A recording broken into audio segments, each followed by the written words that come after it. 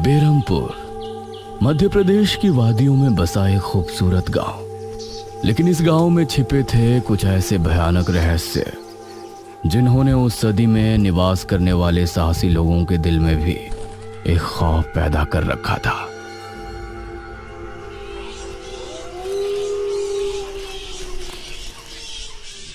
आज तो बहुत दिनों के बाद मित्रों से मिलना हो रहा है, बहुत आनंद आएगा। अरे मदन, कहाँ जा रहा है इस समय? पिताजी, मेरे मित्रों से इतने दिनों बाद मिलना हो रहा है। वो सुबह होने पर वापस नगर चले जाएंगे। अरे तुझे पता नहीं क्या, आज शनिवार की रात है। आज के दिन निशिर मोलो गांव में घूमते हैं। पिताजी, चाहे निशिर मोलो आए या नरकासुर, मुझे आज मेरे मित्रों से मिलने से कोई नहीं रोक सकता। ठीक है, लेकिन ध्यान रहे, जैसे ही तुमको उनके कदमों की आहट सुनाई दे और उनका वो मंत्र जिसको वो दोहराते हुए आगे बढ़ते हैं, तो उन्हें बिना देखे किसी ऐसी जगह छिप जाना जहां से ना वो तुमको देख सके ना तुम उनको। और जब तक उनकी आवाज आना बंद ना हो जाए उनके सामने नहीं आना। वो 4 भयानक आदमी होते हैं जो अपने कंधों पर एक ताबूत को उठाए होते हैं, और अगर कोई उन्हें देख ले तो वो जिंदा नहीं बचता। मुझे पता है पिताजी, अब मैं चलता हूँ। यह कहकर मदन घर से निकल गया, लेकिन उसके पिता के चेहरे पर उसकी फिक्र साफ नजर आ रही थी। निशिर मोलो आ जाएंगे और साथ ले जाएंगे। ऐसा लगता है कि हमारे गांव के लोग अभी भी दूसरी सदी में जी रहे हैं। वो तेज तेज कदमों के साथ आगे बढ़ रहा था। कुछ देर बाद उसे जंगल की तरफ एक पगडंडी वाला रास्ता नजर आया। यहां से जाऊंगा तो जल्दी पहुंच जाऊंगा, यहीं से आगे बढ़ता हूँ। बिना ज्यादा सोचे वो जंगल के अंदर बने उस पगडंडी वाले रास्ते पर आगे बढ़ गया।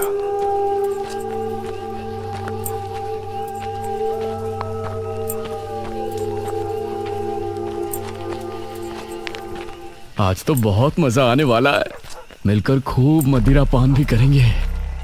तभी उसे भारी कदमों की आहटों के साथ कुछ आवाजें सुनाई देने लगी। इन आहटों और आवाजों को सुनकर वह एकदम से चौंक पड़ा और उसकी आंखें डर से बड़ी हो गईं। हे भगवान!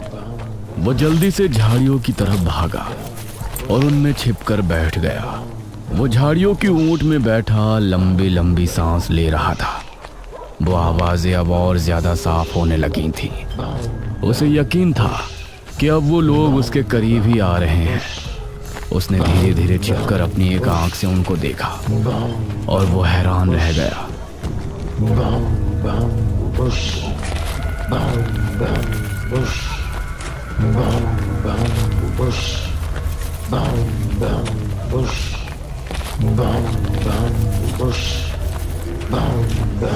हे भगवान, मैंने इन्हें देख लिया।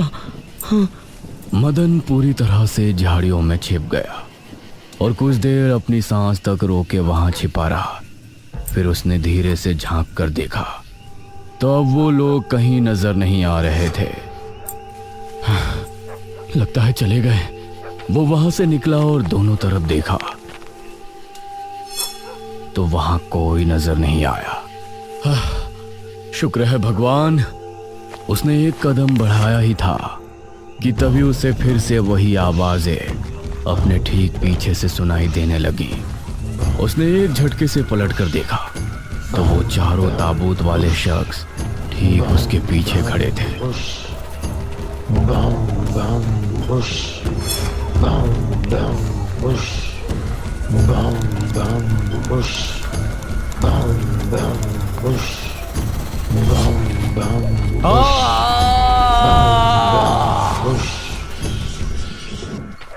इस तरफ जब देर रात भी मदन वापस नहीं लौटा तो उसके पिता को उसकी चिंता होने लगी। उसने गांव के एक आदमी विपुल को साथ लिया और जंगल की तरफ रवाना हुआ।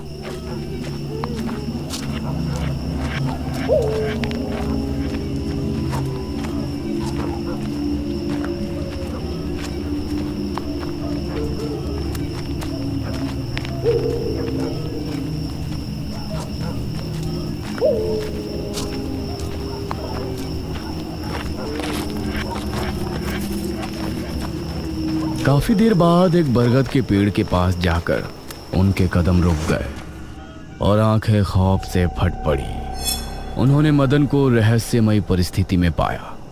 उसके चेहरे पर डर और आंखों में खौफ ऐसा नजर आ रहा था कि जैसे उसने हादसे से पहले बहुत ही भयानक मंजर देखा हो। मदन! 400 साल बाद अंधेरा जंगल, सुनसान रास्ता, चारों तरफ सिर्फ पेड़ पौधे और कोहरा। मेघना उनके बीच अकेली खड़ी थी। कोई है क्या? यहाँ कोई है? उसने कुछ कदम आगे बढ़ाए। उसके सवाल का कोई जवाब तो उसे नहीं मिला, लेकिन कुछ टपकने की टप टप की आवाज अब उसे बराबर आ रही थी। मैं यहाँ क्या कर रही हूँ? कौन लाया है मुझे यहाँ पर? वो खुद को वहां पाकर बहुत परेशान थी। तभी उसने देखा कि कोई चीज उड़ती हुई उसी की तरफ आ रही है। वो उसे हैरानी से देखने लगी। पास आने पर पता चला कि वो कोई विशालकाय भयानक पक्षी था। बचाओ! मेघना उससे बुरी तरह से डरकर भागने लगी और वो उसका पीछा कर रहा था। मेघना ने उसे पीछे पलटकर देखा तो वो उसको पकड़ने ही वाला था, लेकिन तभी मेघना एक पेड़ से टकराई। उसने देखा कि उस पेड़ से हरे रंग का पानी टपक कर नीचे गिर रहा था। मेघना उस हरे पानी को गौर से देख रही थी। तभी अरे ओ मेघना, उठ जा यार, कब तक सोएगी? मेघना आंखें मलते हुए नींद से जागी। उसने देखा कि सुबह के 9 बज चुके थे। ओह शिट, हम तो लेट हो गए।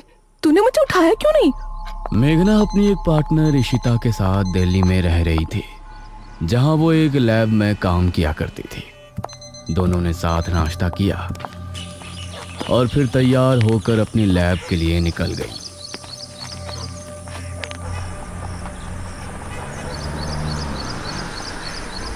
तेरा ऑमलेट खा खा कर मेरा पेट खराब हो चुका है। रोजाना कच्चा ही बना कर दे देती है। शुक्र मना कि कच्चा भी खाने को मिल तो रहा है। तेरे भरोसे रहेंगे तो वो भी नहीं मिलने वाला। सोकर ही 9 बजे उठती है।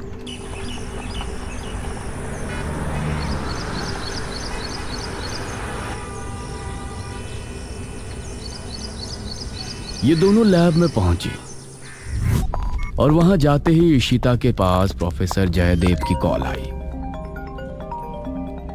तुम दोनों ने इस बार बहुत समय ले लिया है। जो एंटीडोट बनाने का काम तुमको दिया था वो पूरा करोगे या नहीं?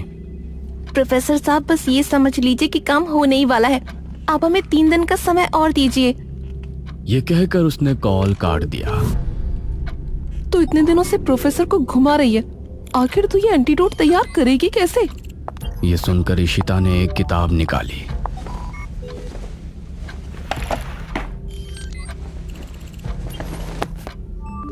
यार देख ये किताब, इसमें बहुत से ऐसे लिक्विड के बारे में लिखा है जिनकी कहानी पुरानी दंत कथाओं और लोक कथाओं से जुड़ी है। तो तू कहना क्या चाहती है? मुझे इस किताब में बहुत ही अनोखे लिक्विड के बारे में पता चला है, जिसे मृत्युंजय अमृत कहते हैं। हम उस लिक्विड का टेस्ट करेंगे और अगर वो हमारे काम का निकला तो उसे यूज भी कर सकते हैं। मृत्युंजय अमृत? देख, मैं तेरे साथ कहीं नहीं जाने वाली हूँ। ये सब बातें बकवास होती हैं। अरे देख तो सही, इस पेड़ से हर पूर्णमासी की रात ये हरा लिक्विड टपकता है। तभी मेघना ने देखा कि उस पन्ने पर किसी मृत्युंजय अमृत के बारे में लिखा था और उसमें ठीक वही पेड़ दिखाया गया था जो मेघना रोजाना अपने सपने में देखा करती थी। मतलब उस हरे पानी की बात ही इस किताब में लिखी थी। हे भगवान, क्यों हिला डाला ना, है ना इंटरेस्टिंग? मेघना ने कुछ सोचा और फिर जवाब दिया, हाँ तो हम दोनों कल ही बीरमपुर गांव के लिए निकलते हैं।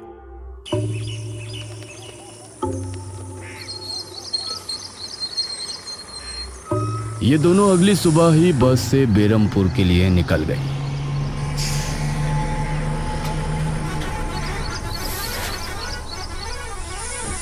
वैसे एक बात बता, तू मेरे साथ वहां जाने के लिए एक ही बार में कैसे राजी हो गई?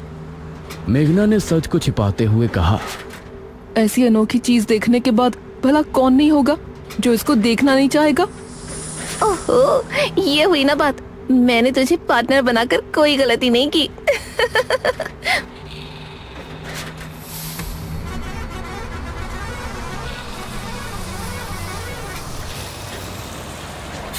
ये दोनों 5 घंटे के सफर के बाद एक जगह उतरी।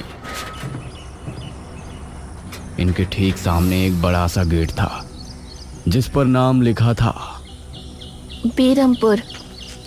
इशिता और मेघना ने जैसे ही गेट के अंदर कदम रखा तो अचानक से मौसम बदला। सूरज मानो बादलों के पीछे छिप गया और एक हवा अपने साथ आंधी ले आई। अरे वाह, गांव का मौसम तो बहुत ठंडा है। इधर गांव के लोग भी अचानक बदलते मौसम को देखकर हैरान रह गए। अरे ये क्या, अभी तक तो काफी गर्मी थी, ये अचानक आंधी कहां से आ गई?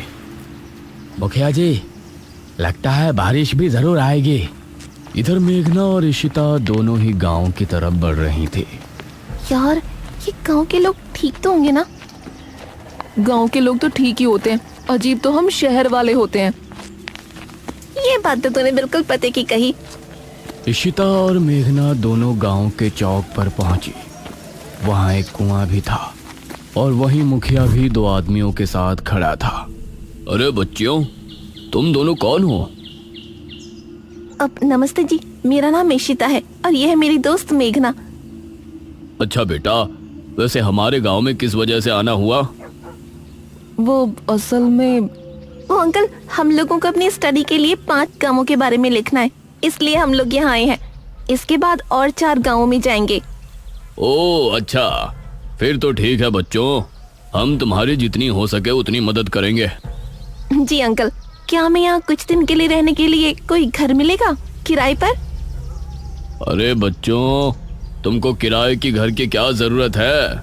तुम दोनों जब तक चाहो मेरे ही घर में रह सकती हो। ठकुराइन वैसे भी लड़कियों से बहुत प्यार करती है। जी शुक्रिया अंकल।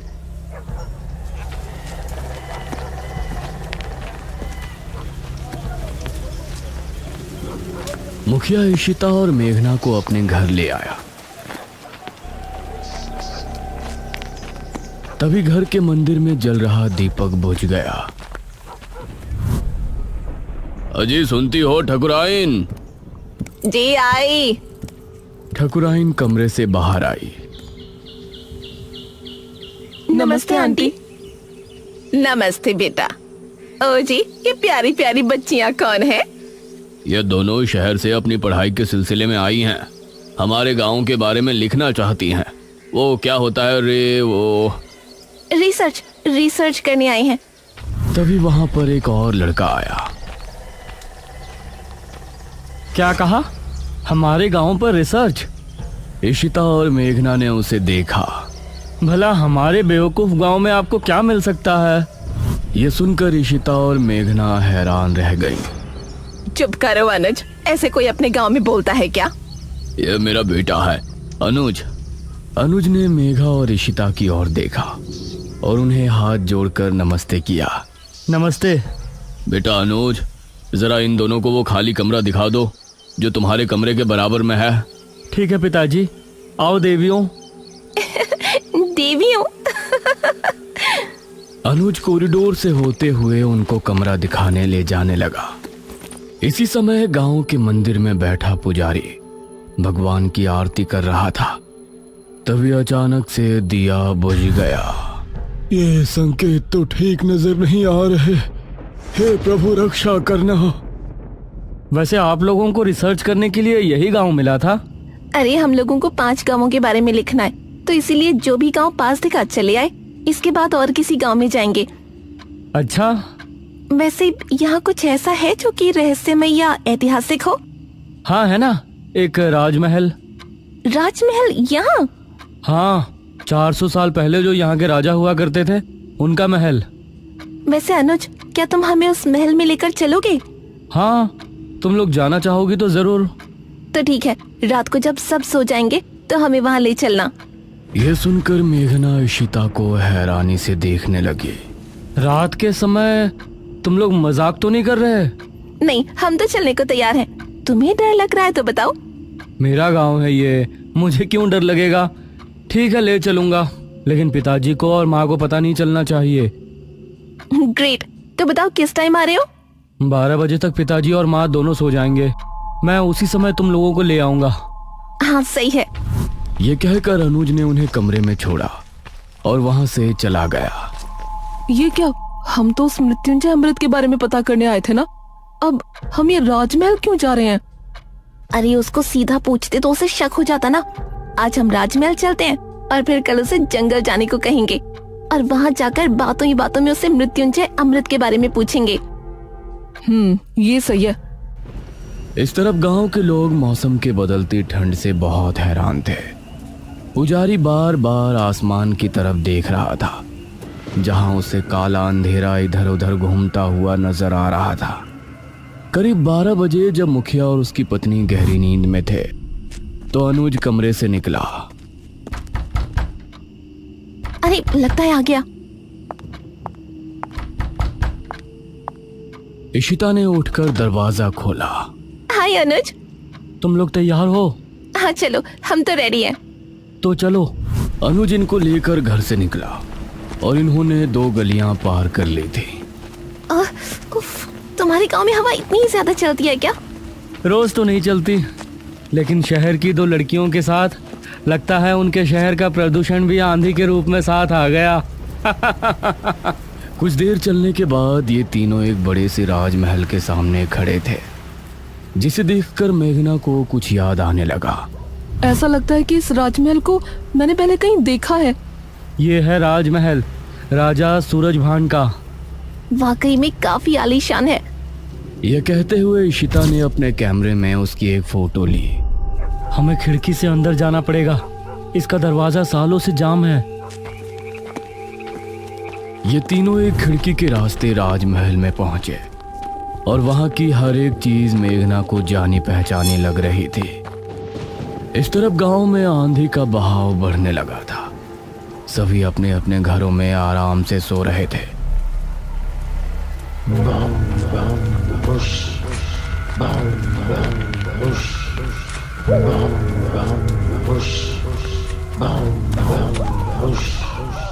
अरे ये आवाज तो निशिरमोलो। गांव के सभी लोगों के दिलों में खौफ उतर आया। उसी समय मुखिया के कमरे में गांव का पुजारी हड़बड़ाता हुआ पहुंचा। मुखिया जी उठिए। मुखिया चौंकता हुआ नींद से जागा। क्या हुआ पुजारी जी, इतनी रात में आप? गांव में निशीर मोलो की आवाज गूंज रही है, सब बहुत डरे हुए हैं। पुजारी जी, ये कैसे हो सकता है? निशीर मोलो यहाँ कैसे आ सकते हैं? वो तो कई सालों पहले सो गए थे। जरूर कुछ ऐसा हुआ है जिससे वो जाग उठे थे। हमारा मन बहुत विचलित हो रहा है। गांव के सभी लोग अपने अपने घरों में जाग चुके थे और डरे बैठे थे। यह आवाज सभी के दिलों में खौफ पैदा कर रही थी। मेघना, इशिता और अनुज तीनों इस बात से बेखबर राजमहल में घूम रहे थे। ये कैसी आवाज है? हाँ, मैंने भी सुनी। ऐसा लग रहा था कि कोई सिपाही भारी जूतों के साथ गलियारे में चहलकदमी कर रहा है, लेकिन दूर दूर तक कोई नजर नहीं आ रहा था। उसी समय गांव के 2 आदमी संपत और कप्ता जंगल की सरहद पर बैठे हुए जुआ खेल रहे थे। अरे संपत यार, चल घर चलते हैं, अब बहुत समय हो गया। ओहो, अब तू हार रहा है तो घर चलते हैं। अरे चुपचाप पूरी बाजी खेल, इससे पहले तो मैं तुझे जाने नहीं दूंगा। हाँ। यह सुनकर कप्ता फिर से उसके साथ पत्ते बांटने लगा। उन दोनों को यह आवाज सुनाई दी। तेज आंधी की हवाओं में उनकी आंखें बहुत मुश्किल से खुल रही थी। उन दोनों ने देखा कि सामने से 4 आदमी अपने कंधों पर एक ताबूत उठाए मंत्र पढ़ते हुए चले आ रहे हैं। संपत और कप्ता इससे पहले कुछ करते, वो चारों आकर उनके सामने रुक गए। हवा का रुख थोड़ा कम हुआ। वो चारों अपनी लाल चमकती आंखों से संपत और कप्ता को घूर रहे थे। इधर इशिता, मेघना और अनुज को एक दरवाजा खुलने की तेज आवाज सुनाई दी और वो चौंक पड़े। न जाने उस दरवाजे से कौन निकला, जिसको देखकर ये तीनों चौंक पड़े। वहीं संपत और कप्ता के सामने खड़े वो चारों शख्स जो कि निशूर मोलो थे। उनके कंधों पर रखा ताबूत खुल गया और उसके खुलते ही संपत और कप्ता की चीख पूरे गांव के लोगों ने सुनी, जिसे सुनकर सभी गांव के लोग डर गए। ये किसकी चीख थी जी? निशिर मोलो, ये चीख किसी अनहोनी की संकेत थी। निशिर मोलो आखिर कौन है? क्या है मृत्युंजय अमृत? और क्या संबंध है मेघना का इन सब से? इन सभी सवालों के जवाब जानने के लिए हमारे साथ जुड़े रहिए इस कहानी के अगले भाग में भी।